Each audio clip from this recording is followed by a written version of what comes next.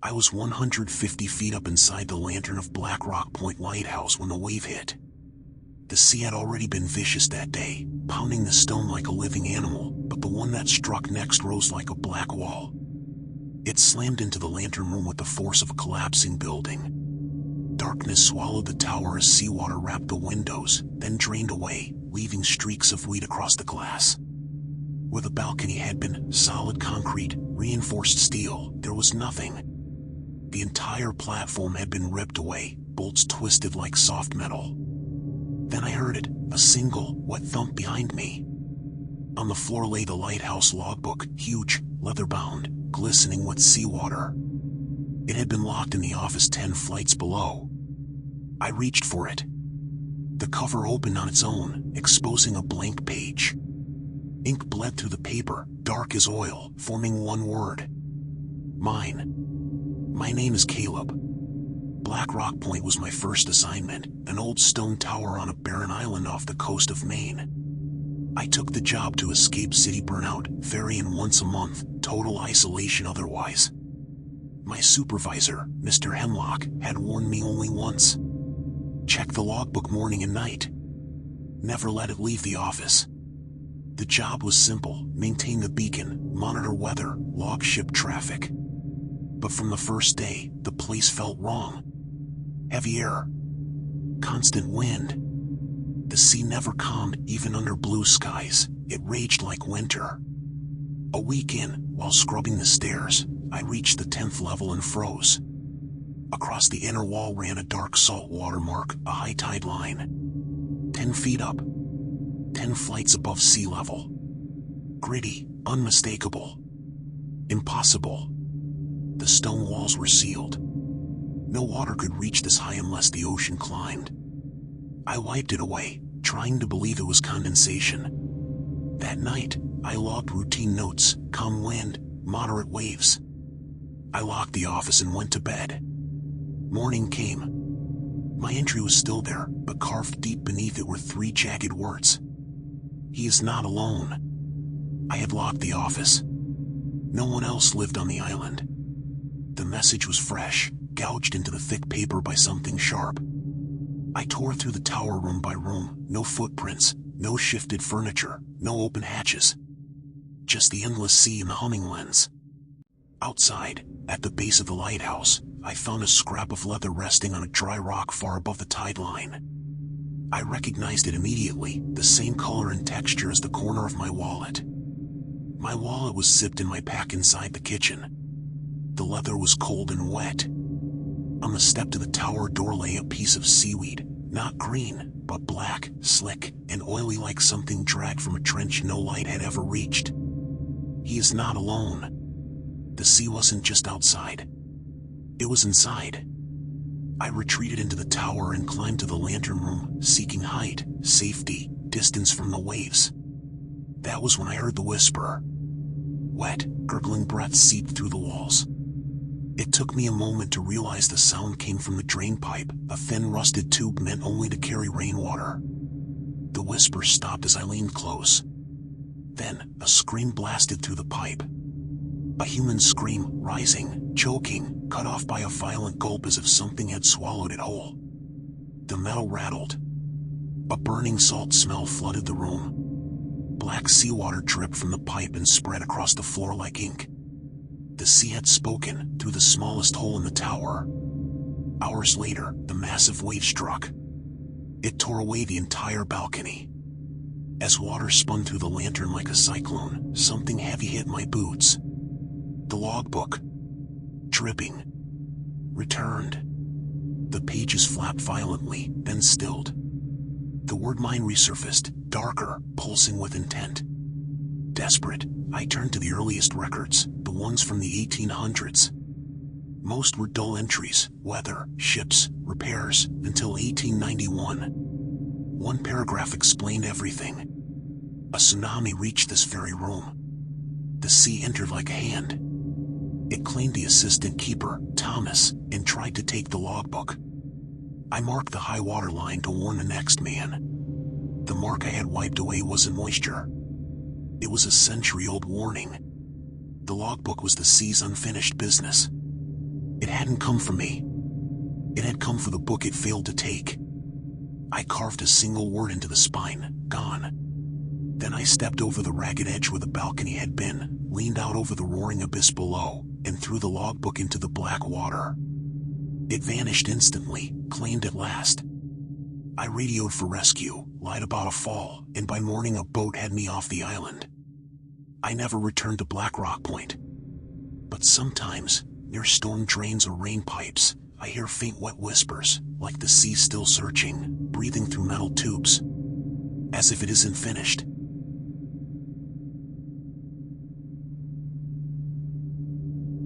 I had just finished checking the Salthouse Tower lantern when I heard the whistling. It wasn't wind. It wasn't machinery. It was a cheerful, perfectly human whistle drifting from the fog outside the glass, as if someone was strolling happily along a quiet street. I was 180 feet up. The island was tiny. No one else was here. I pressed my face to the cold glass. The fog was so thick I could barely see 5 feet out, but the whistling moved, circling the lantern. Then it stopped. A tall, thin shadow passed across the glass, blocking the beam for half a second. I stumbled back. No one could walk that balcony in the storm. The wind would tear them off. And the 100-year-old rails were barely holding to begin with. A chill spread down my spine. I looked at the floor, and there, centered beneath the lens, was a tarnished silver ring. A wedding band. I picked it up. It was ice cold. No open windows. No one else around. No reason for it to be here. And as soon as I touched it, the whistle returned, slower, mournful, drifting closer outside the glass. Whatever was out there had left a gift. My name is Ethan. I had only just started working as the keeper of Salthouse Tower, a lonely lighthouse on a rocky outcrop miles off the New Jersey coast. When the relief boat dropped me off, the silence struck immediately. Even the sea sounded quiet, as if muffled. My predecessor, Mr. Vole, gave me a brief tour. The wind and sea rule this place, he said. But the silence is worse. Don't let it get to you. And never open the 8th floor storage room. It's empty. We keep it sealed. He pointed to a steel door halfway up the stairs. Massive bolts. Heavy padlock. I took comfort in the quiet at first. My duties were simple: clean the lens, check the oil, record weather and ships. 11 floors, all connected by a spiraling iron staircase. But something about the silence felt wrong. Heavy. Smothering. I often felt someone standing behind me, especially in the kitchen. I started humming to myself so I wouldn't hear the silence breathing. On the 7th day, during cleaning rounds, I reached the 7th floor. The 8th floor door was slightly ajar. The padlock still hung from the latch, but someone hadn't locked it. The steel bolts were retracted. I remembered Vole's warning, but curiosity clawed at me. I pushed the door open, shining my flashlight into the darkness. It wasn't dusty. It wasn't cluttered. The 8th floor room was spotless. Perfectly clean stone. Walls scrubbed. Floor swept. No boxes, no equipment, nothing. A sealed storage room with 60 years of dust outside it, and yet inside, it looked prepared for inspection. I walked the perimeter, heart pounding. On the far wall was a drawing, a detailed human I sketched in dark charcoal, staring directly outward. Beneath it, pinned neatly, was a square of dark tweed fabric. It matched my jacket exactly. I slammed the door, shoved the bolt shut, snapped the padlock, and backed away down the stairs. Something in that room knew who I was. That night, fog swallowed the tower. The machinery hummed as the enormous lens turned. I was reading in the sitting room when I heard the whistle again. This time, it wasn't outside. It was coming from the stairwell. Cheerful. Rhythmic. Growing steadily louder as it climbed the tower. Each pulse matched the landings of the staircase. 3rd floor. 4th. 5th. My breath froze in my throat. The Whistler stopped on the 7th floor, directly outside the door to the sitting room. Silence stretched for a long moment. Then a soft humming started. Slow, gentle, patient, as if someone waited just on the other side of the thin wooden door. I didn't move until sunrise. When I finally opened the door, nothing was there. I climbed the stairs, checking each level. The 8th floor door remained locked and cold. But on the 9th floor windowsill lay a single black feather, long, perfectly clean, placed carefully. As I picked it up, the lens machinery above me suddenly shrieked, a metallic squeal as the motor cut out. The beacon froze in place. I ran to the lantern room. Nothing was jammed. Nothing broken. The motor was simply off. I looked at the feather again. Yesterday, I'd fixed a fan on the main floor and found a feather just like it stuck deep inside the grill. Somehow, something had carried it up 200 feet through a sealed tower and placed it neatly on a sill. I forced the crank to restart the lens. But dread clung to me like damp clothes. Back in the kitchen on the 5th floor, I tried making coffee. That's when I heard a new sound echoing from the stairwell. Clack, clack, clack, clack. Heart-soled shoes tap dancing on the iron stairs. Fast. Skilled. Joyous.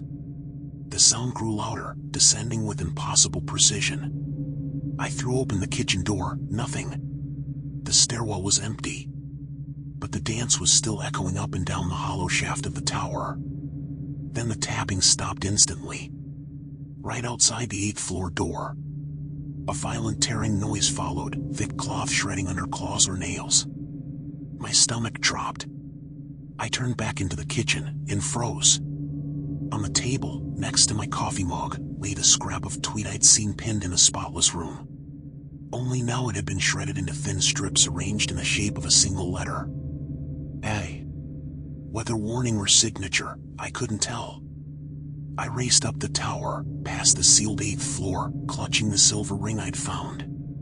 The whistling returned outside the lantern room, not cheerful now, but mournful and thunderously loud. The wind battered the glass, the tower groaned. My logbook lay open on the floor. It had fallen on an entry from 50 years earlier. A drawing of a smiling man in a tweed jacket tap dancing beside the great lens. His name was Alfred, the assistant keeper who had gone missing.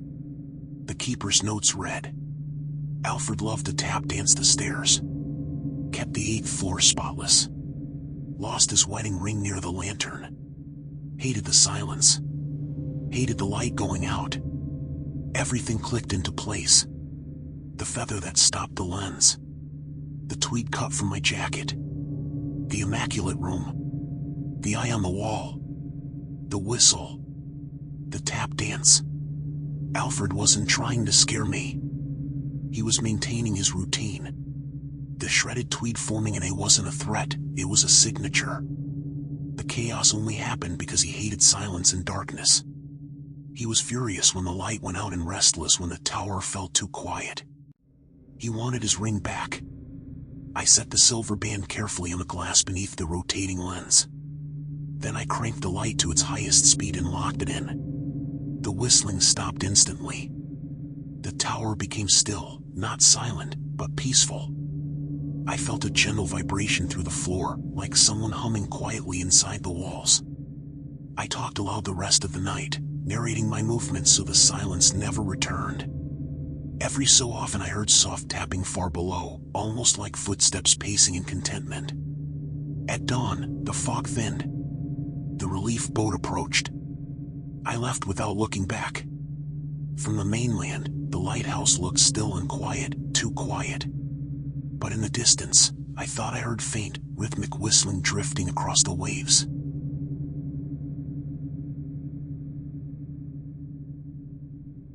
I was sitting in the lighthouse office when it began, a rhythmic tick-tick-tick coming from the wall behind my desk.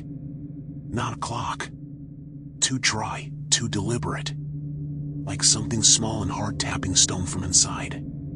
The sound vibrated my chair, drilling into my nerves. I ripped plaster from the wall with a crowbar and shone my flashlight into the narrow cavity. There There was no wire, no machine, just a small old gray box wedged into the stone. The ticking stopped the moment I touched it. On the bottom was an umbrella symbol, carved clean and deep. When I turned to grab a tool, I saw something on the floor, a perfectly folded cloth napkin. My napkin from the dinner table, clean, starched, like a hotel fold. I lived alone. Nobody else should have been able to touch anything in this lighthouse. My name is Reese, keeper of the lighthouse on Gray Man Island, a slab of rock lost in mist off Washington's coast.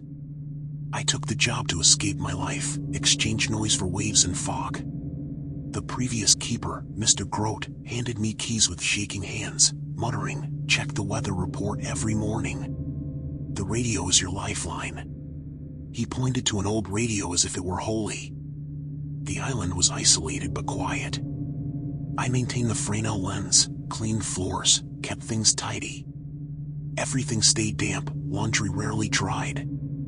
I hung shirts, socks, a wool sweater near the stove. Hours later, when I came to retrieve them, the line was empty, but the items were stacked on the table, folded like museum linen. Socks rolled tight, sweater shaped crisp, shirt still warm as if ironed. A single tarnished copper coin sat on top. Not mine. Not new. Someone was doing chores for me. I shoved the pile into a duffel bag, unsettled. I tried to stay busy upstairs, polishing the lens, but tension swirled thicker than the mist outside. Every morning I checked the radio per Grote's instructions, the same weather report, same static. Until the third morning. The dial had moved. Not bumped, turned. I retuned it and locked the office. The next day it had moved again, playing slow, mournful piano instead of weather. By evening, it changed again. This time the radio only emitted an urgent, radar-like beep beep beep. Tracking something unseen. I threw it inside a cupboard and walked away. Something was inside this lighthouse, and it wanted me following its routine, not mine. I tried to ignore it until I stepped on something plastic on the staircase, a fishing lure. My lure from the mainland. It was coated with resin, and a single strand of my hair had been wound around the hook like thread. Someone had taken it, modified it, offered it back. On the dusty wall above the step was one word, rain. Paired with the umbrella symbol, it felt like a warning. I fled upward to the lantern moon for light. The sea was a churning void beneath mist-choked sky. Then the ticking returned, this time from the floor. It grew louder, joined by snapping like a heavy sewing machine, thread tightening at high speed. It wasn't a clock. It was stitching. A violent gust slammed the lantern door shut. From outside the window, someone screamed, sharp, frantic, "The mist is here." The voice wasn't wind, wasn't hallucination. It was close. Panicked, I ran downstairs to get the gray box. The lock broke under my hammer. Inside were hundreds of tiny rolls of cloth, tweed, cotton, wool, each folded with obsessive precision. On top rested a small antique thimble. I searched old logbooks and coastal archives. The lighthouse's final keeper decades earlier was Mr. Thayer, a man known for immaculate organization, terrified of fog, compulsive about sewing lighthouse flags and cleaning linen. He vanished during a storm, last seen carrying a large umbrella. Some said he suffocated in a sudden wall of mist when the supply crew couldn't reach him. His body was never recovered.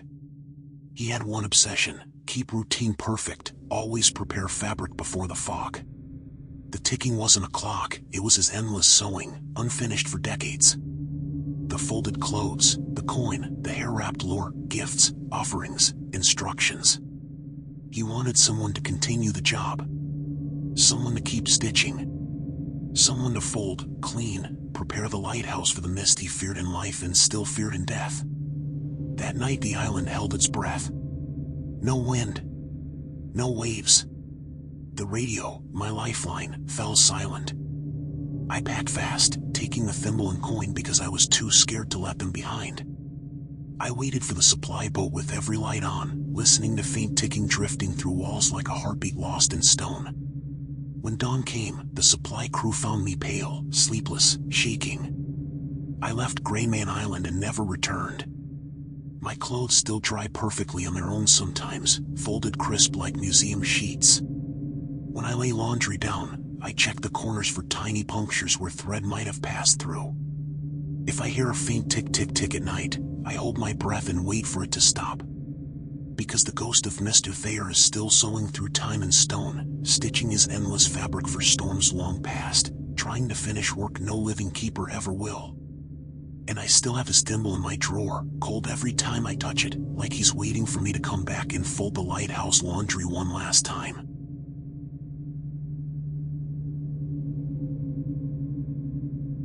I was in the stone kitchen of Ocean View Spire Lighthouse when I first heard it. A harsh scraping, fast, frantic, like fingernails or wire brushes digging into rock. Not polishing, not mopping, scrubbing, as if someone was trying to erase the very stone from existence. The sound came from somewhere above me, growing louder, more violent, until I felt it in my teeth. I grabbed my flashlight and climbed the spiral stairs. The higher I went, the louder it grew.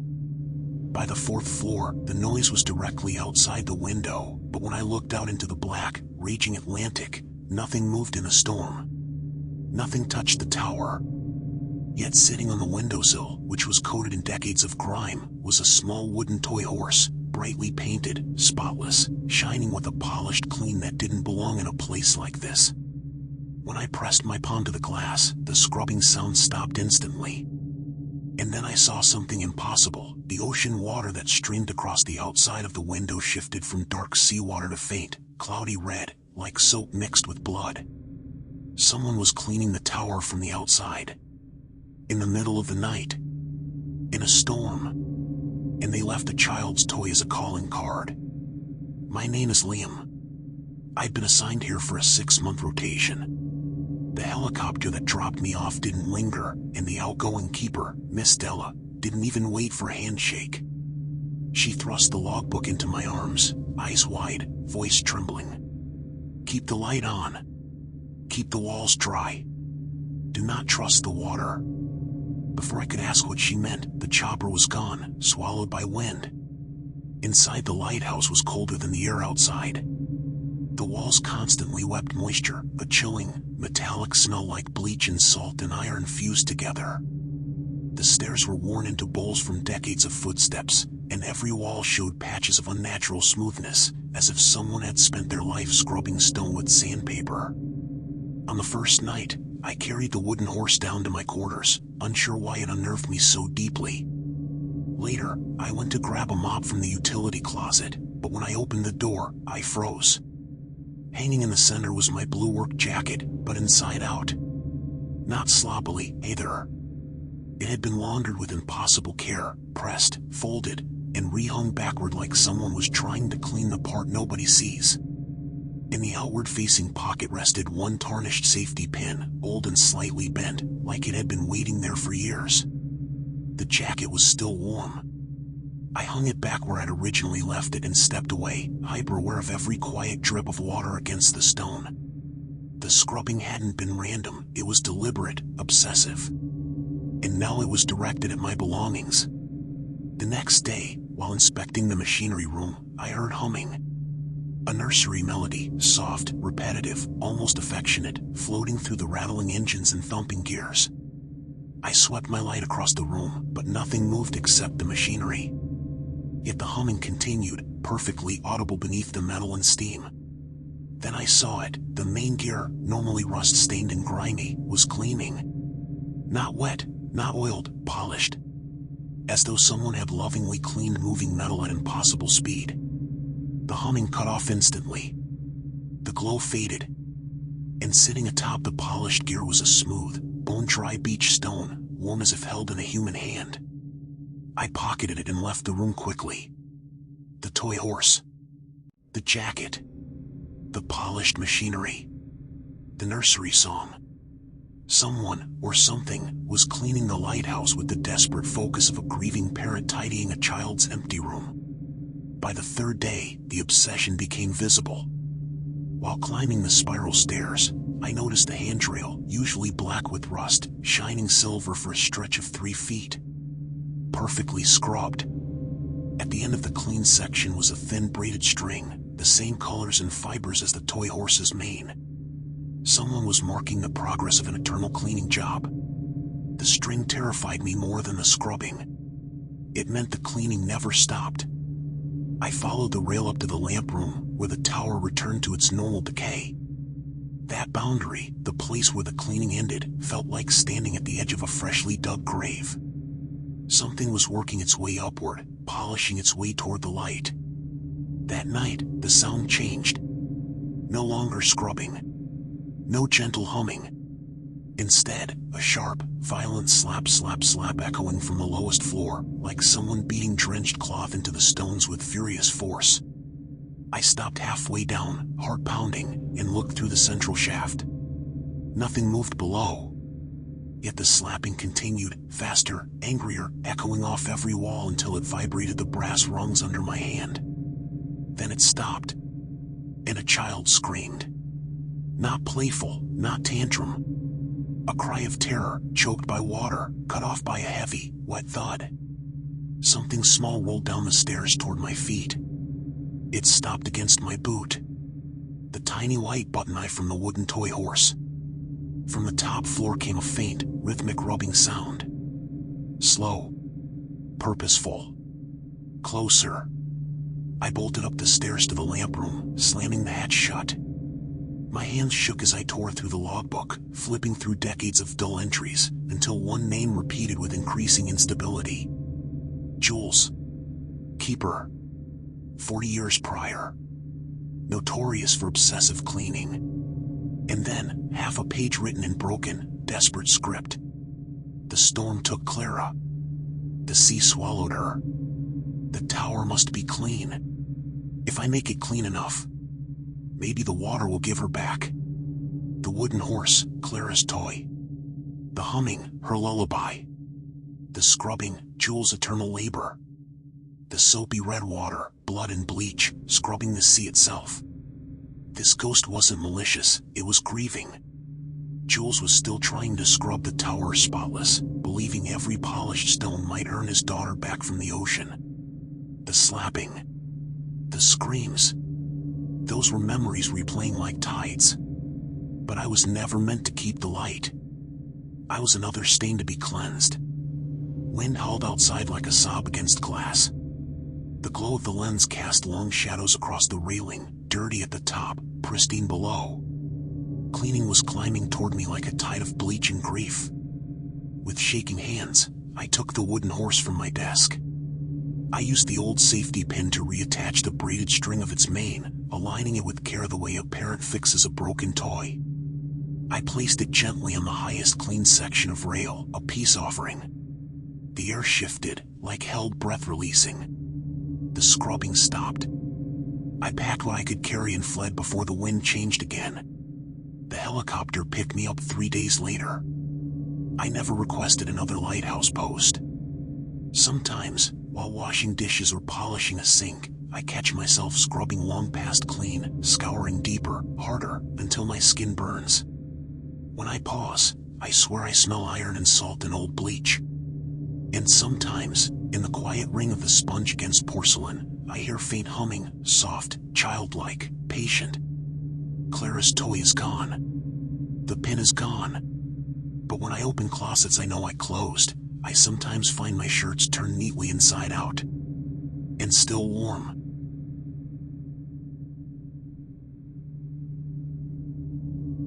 The sound was driving me insane. Not the sea. Not the generator. A slow, maddening drip. Drip. Drip that echoed deep inside the stone walls of Coral Edge Beacon Lighthouse. Water, steady, perfect, rhythmic, like it fell into a metal bucket deep below the floors. I tore apart planks, hammered plaster, even removed half the laundry room, convinced a pipe had burst.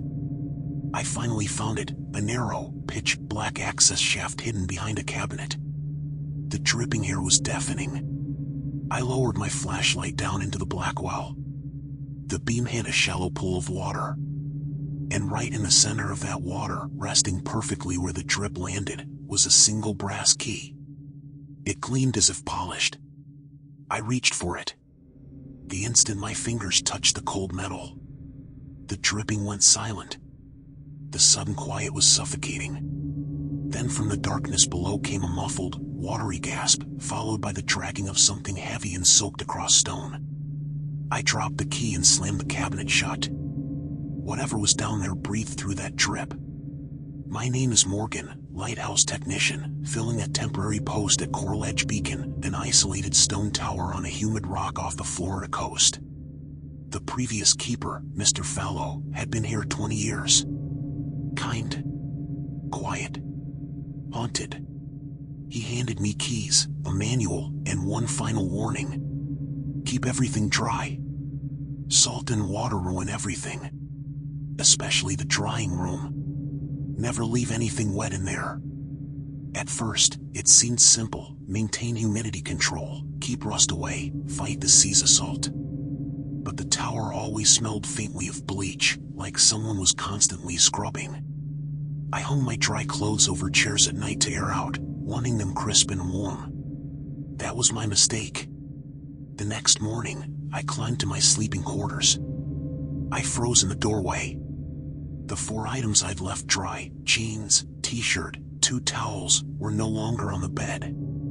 Instead, they hung neatly on the central rack, pinned like laundry. But they were soaking, dripping onto the floor in slow streams of cold seawater. The scent of chlorine clung to them like a warning. I touched the fabric. Ice, cold, heavy, as though submerged for hours. On top of the wet clothes sat a small seashell, smooth, white, pristine. Not from this rocky island, no sand here. No shells.